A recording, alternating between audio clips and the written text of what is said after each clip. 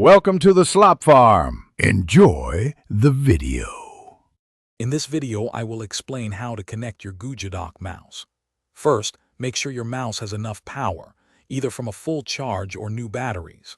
Next, find the power switch, usually on the underside, and slide it to the on position. Googodoq mice typically offer two connection methods, Bluetooth or a 2.4 GHz wireless USB receiver. Knowing which method your mouse uses is the first step to a smooth setup. For Bluetooth connection, begin by enabling Bluetooth on your chosen device, whether it's a computer, tablet, or phone.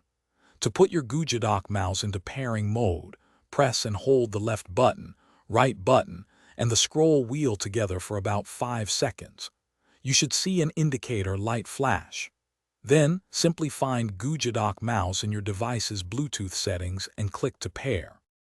If your Googodoq mouse uses a 2.4 GHz wireless connection, start by finding the tiny USB receiver. It's usually tucked away in a small compartment on the mouse's underside. Plug this receiver into any open USB port on your computer or device. Once plugged in and the mouse is powered on, it should connect automatically.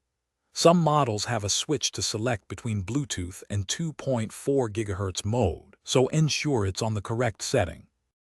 If you encounter connection issues, first double-check that your mouse is powered on and has adequate battery life. For 2.4 GHz connections, try moving the USB receiver to another port.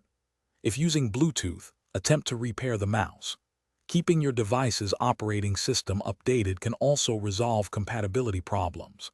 Finally, for the best performance, especially on tricky surfaces, consider using a mouse pad to ensure smooth and accurate tracking. Thanks for watching. Consider subscribing if we helped you today.